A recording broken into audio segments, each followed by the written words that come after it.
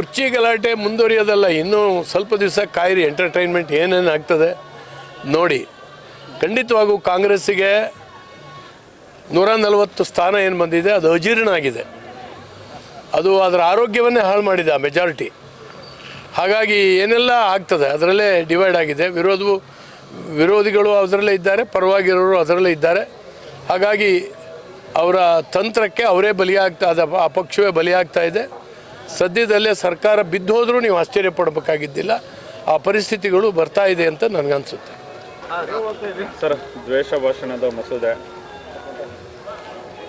ಭಾಷಣದ ಮಸೂದೆಯನ್ನು ಮೊನ್ನೆ ನಮ್ಮ ಪ್ರತಿಭಟನೆಯ ನಡುವೆ ವಿಧಾನಸಭೆಯಲ್ಲಿ ಕಾಂಗ್ರೆಸ್ ಪಾಸ್ ಮಾಡ್ಕೊಂಡಿದೆ. ಕಾಂಗ್ರೆಸ್ಸಿನ ಹಣೆ ಬರವೇ ಹಾಗೆ. 75ನೇ ಇಸ್ವಿನಲ್ಲಿ ಸಂವಿಧಾನದ ಕತ್ತನ್ನು ಹಿಚಗಿ ಜನರಿಗೆ ಸಂವಿಧಾನ ಕೊಟ್ಟಂಥ ಎಲ್ಲ ಹಕ್ಕುಗಳನ್ನು ಕಸ್ತಿತ್ತು. ದ್ವೇಷ ಭಾಷಣದ ಬಿಲ್ಲಿನ ಹೆಸರಿನಲ್ಲಿ ಅಭಿವ್ಯಕ್ತಿ ಸ್ವಾತಂತ್ರ್ಯವನ್ನು ಏನು ಸಂವಿಧಾನ 1901ನಲ್ಲಿ ಕೊಟ್ಟಿತ್ತು ಅದನ್ನು ಕಸಿಯುವಂಥ ಪ್ರಯತ್ನ ಆಗಿದೆ. ಅಂಬೇಡ್ಕರ್ ಅವರಿಗೆ ಸಂವಿಧಾನದಲ್ಲಿ ತನ್ನ ಆಶಯವನ್ನು ವ್ಯಕ್ತಪಡಿಸಿರ್ತಕ್ಕಂಥ ಅಂಬೇಡ್ಕರ್ ಅವರಿಗೆ ನಿಜವಾಗಲೂ ಕೂಡ ಕಾಂಗ್ರೆಸ್ ಅಪಮಾನ ಮಾಡಿದೆ. ಯಾಕಂದರೆ ಪ್ರಜಾಪ್ರಭುತ್ವದಲ್ಲಿ ಟೀಕೆ ಮಾಡುವ, ವ್ಯವಸ್ಥೆಯನ್ನು ಪ್ರಶ್ನೆ ಮಾಡುವ ಎಲ್ಲ ಹಕ್ಕುಗಳು ಇರಬೇಕಾಗ್ತದೆ. ಅದು ಪ್ರಜಾಪ್ರಭುತ್ವದ ಸೌಂದರ್ಯ.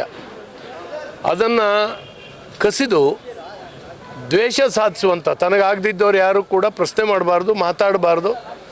ಮತ್ತು ಒಂದು ಕಾನೂನು ಯಾತಕ್ಕಾಗಿ ಮಾಡಿದ್ದಾರೆ, ಯಾವ ಅಪರಾಧವನ್ನು ನಾನು ಮಾಡಬಾರ್ದು ಅನ್ನುವಂಥ ಸರಿಯಾದಂಥ ಮಾಹಿತಿ ಇರಬೇಕಾಗ್ತದೆ. ಈ ಕಾಯ್ದೆಯಲ್ಲಿ ಏನೂ ಇಲ್ಲ. ಪೊಲೀಸರಿಗೆ ಅಧಿಕಾರಿಗಳ ಕೈಯಲ್ಲಿ ಸಾಕಷ್ಟು ದೊಡ್ಡ ಅಸ್ತ್ರವನ್ನು ಕೊಟ್ಟಿದ್ದಾರೆ. ಬಹುಶಃ ಈ ಕಾನೂನು ಮಾಡೋದ್ರ ಒಳಗಾಗಿ ನ್ಯಾಯವಾದಿಗಳನ್ನು, ಕಾನೂನು ತಜ್ಞರನ್ನು ಸಂಪರ್ಕಿಸುವ ಪ್ರಯತ್ನವನ್ನೇ ಮಾಡದೇನೆ ತನ್ನ ಮೂಗಿನ ನೇರಕ್ಕೆ ಒಂದು ಕಾಯ್ದೆಯನ್ನು ಮಾಡಿದೆ. ಇದನ್ನು ಎಲ್ಲರೂ ಕೂಡ ವಿರೋಧಿಸಬೇಕು. ಪ್ರಜಾಸತ್ತಾತ್ಮಕ ವಿರೋಧಿ ಒಂದು ಕಾಯ್ದೆ ಇದು. ಇದನ್ನು ಕಾಂಗ್ರೆಸ್ಸು ತಂದಿದೆ. ಅದರ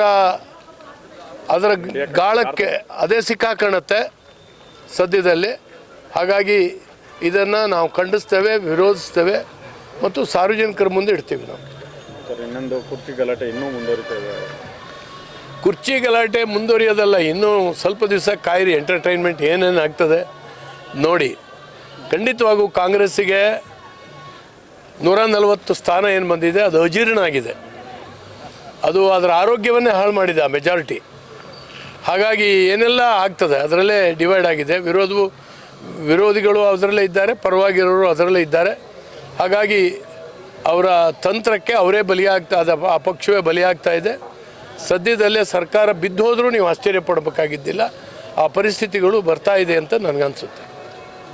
if you like this video, ಬೇಗ ಲೈಕ್ ಮಾಡಿ, ಕಾಮೆಂಟ್ ಮಾಡಿ, ಶೇರ್ ಮಾಡಿ ಹಾಗೂ ಯೋಯೋ ಟಿವಿ ಕನ್ನಡವನ್ನು ಸಬ್ಸ್ಕ್ರೈಬ್ ಮಾಡಿ.